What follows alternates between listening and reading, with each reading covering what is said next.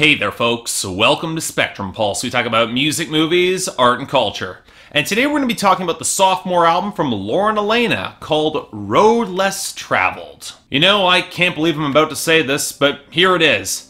I'm starting to miss American Idol. More specifically, I'm missing the cultural phenomenon that came with American Idol and a lot of its ilk as a method to bring prospective singers into the limelight, specifically onto the Hot 100. Yeah, The Voice tried, and we still have groups coming in from things like the X Factor making an impact, but if I look back over the past decade in pop music, outside of Glee arguably shifting things for the better overall for a few years, American Idol really did have an impact. I wouldn't say it was a stellar impact or that there weren't some serious low points I've seen from Justin to Kelly, but if we consider the net impact, I would take Carrie Underwood, Kelly Clarkson, Adam Lambert, and the few other fleeting hits we got over whatever Vine has done over to the Hot 100 in the past couple of years. And while in waning years, American Idol certainly has had diminishing returns, one thing I tend to notice is that the runners-up also tend to get a boost to their careers, sometimes even overtaking the winners and sustaining their limelight. Look at Clay Aiken. And this takes us to Alaina, who rode her success as a runner-up behind Scotty McCreery to a debut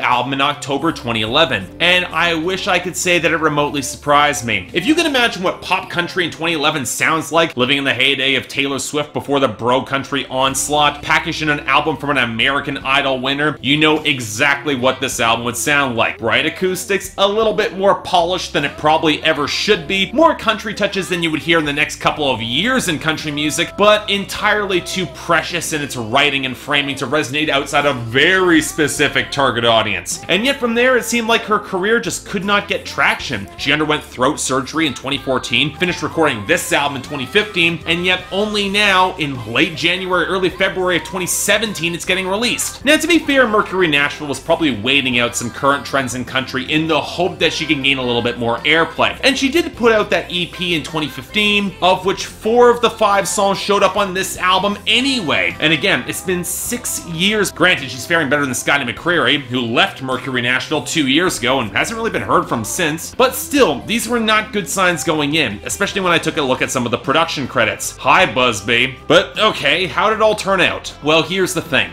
This is indeed a pop country album that could have been released in 2017 or 2014, in that for the most part, it eschews the trendier elements of the sound that more of an obvious pivot to pop radio. And the funny thing is that I'd argue it makes Road Less Traveled a surprisingly solid sophomore follow-up that I liked a lot more than I thought I would. Now, it's not great. Lucy Hale's Road Between really is the gold standard for pop country in the 2010s, and I'd argue that Cam's criminally underrated debut, Untamed, is a tad stronger overall, but Alaina managed to deliver a record that is not just a fair bit better than her debut, but it's also stronger than the majority of what we're getting from mainstream country these days. Certainly better than what you would expect from that absolutely horrible album cover. So okay, how did all this happen? Well, I'd argue that there isn't really any big secret across the board. There's better writing, better performances, and production that is on average better than what you would expect from the executive producer Busby. And I'm not gonna deny that's a big part of this album's strengths come mostly from avoiding the bad trends right now. The mix isn't drowned out in reverb, the percussion and grooves aren't normally staccato to the point of breaking up the flow, and for the most part, the drums and percussion, they feel organic and they don't compromise the melody. Hell, what I think will surprise some people is how country this album sounds on its best songs, with plenty of mandolin, well-balanced acoustic and electric guitar, and even some pedal steel slipping in there, with none of the songs succumbing to the reverb saturation that's doing a real number on plenty of mainstream country hits trying to embrace that more atmospheric sound. It was something cool to start off with, but now it's gotten out of hand. Now, before you get too excited,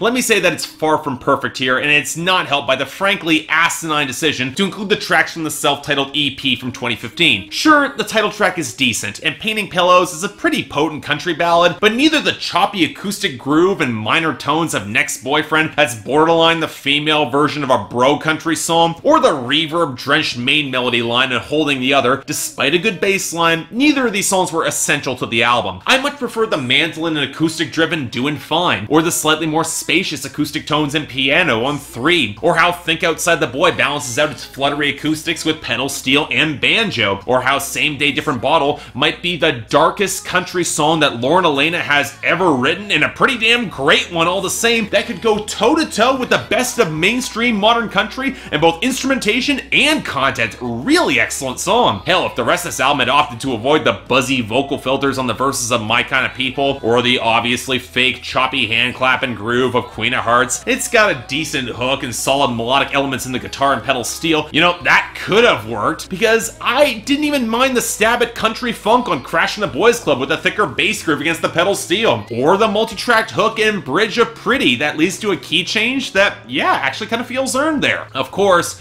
a big factor to why all this works is Lauren Alaina herself. And you know what I gotta say, she definitely falls into the mold of the American Idol singer and her penchant for belting and playing to a lot of broader emotions. But what caught me off guard was her willingness to go for more expressive subtlety. The emotional dynamics on songs like 3 or Think Outside the Boy, or especially Same Day Different Bottle, that's not easy to pull off convincingly or do it well. And yet, I'd argue for the most part that Lauren Alaina really rose to the challenge here. Now, it definitely helps that more often than not, her vocal melodies will take slightly different progressions than you would otherwise expect, not entirely conventional. But I think a larger factor is that the production also gives her both the room she needs to let loose, and yet also knows when to pull closer to intensify that intimacy. Now, I won't say all the vocal tricks work. The melodic cadence that she uses on the hook of Next Boyfriend feels more capricious than it probably could, and there are moments where she oversells her delivery a little bit. But again, she's coming from American Idol. This is something that Carrie Underwood struggles with to this day. I'm not gonna blame her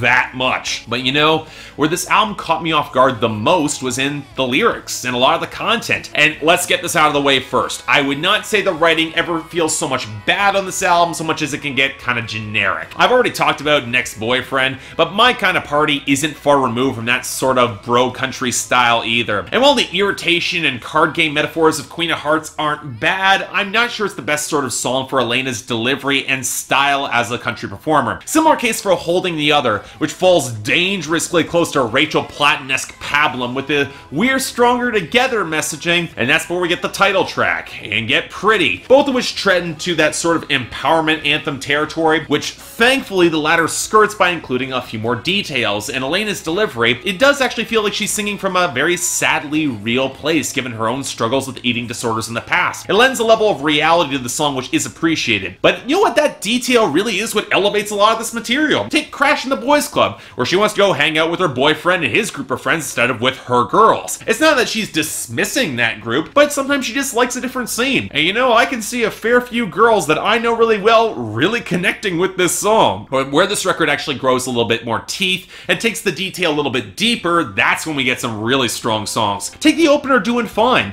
It doesn't shy away from acknowledging her own pain and frustration with her parents' divorce and subsequent remarrying different people. And while the pain still lingers somewhat, she's doing well enough for now, and she's admitting that. And 3 takes it even further. It plays like your standard touring is hard song, but it highlights a fascinating balance between knowing that she's inspiring young kids and doing a good thing, and the fact that it's pulling her further away from her family and her church. And you can tell that is weighing on her quite heavily. And on songs like Think Outside the Boy, she's definitely convincing in that older sister mold that Taylor Swift used to inhabit, speaking to young girls to not lose themselves in love and give up on their passions for a guy, and making sure to mention her own experiences. After all, if you don't care about your own passions, how do you expect him to do the same? But again, Same Day, Different Bottle, the clear standout here. A lot of the metaphors, they remind me of the internal struggle on Mark Chestnut's You Can't Hurt Me Anymore from Tradition Lives last year. But even here, it's bleaker, as she's trying to help this guy, and yet she has no real inroad into how she can. It's a bleak song, and what's potent is how she doesn't really find an answer. It's something that he'll probably have to come to on his own, but that makes it no less hard to watch and her anguish no less real. So in the end, I'm convinced that if you'd trimmed the EP tracks, Road Less Traveled could have been slightly stronger, but it's still pretty good all the same, with a few real standouts and no outright duds in my book. It's the sort of pop country I can see aging a lot better than plenty of other mainstream releases in this mold. Looking at you, Maren Morris, mostly through production that tends to avoid bad trends in writing and delivery that's a little bit more nuanced than some will give it credit. As such, from me, 7 out of 10 and a recommendation, especially if you've been waiting for another pop country record that's got a little bit more in the vein of a Lucy Hale or Cam, which are entirely good things. In short, I'm not sure how much traction a record like this will give Lauren Alaina, but you know what? I'm happy to have her back. It's good stuff. Check it out. So yeah, thanks a lot for watching. If you'd like to like and subscribe, I'd be more than grateful. I got the poll up there, so all you guys who want to comment on this album, I'm really curious to see how Laura and Alaina fans consider it, and other fans of pop country, because it's been getting better critical response than I expected going in. I also got the link down there if you want to buy the record, you want to give her some support so we see more of this. And anything else I might be able to do to improve my presentation, I'm all ears. And if you guys want to get involved in my scheduling process, the link right there is to my Patreon, where 3 times a week you guys get to vote on my schedule, and once a week on Saturdays, you guys get to add albums or even movies to my schedule. More details, click right there. Until then, I'm Mark, you're watching Spectrum Pulse, and I'll see you next time.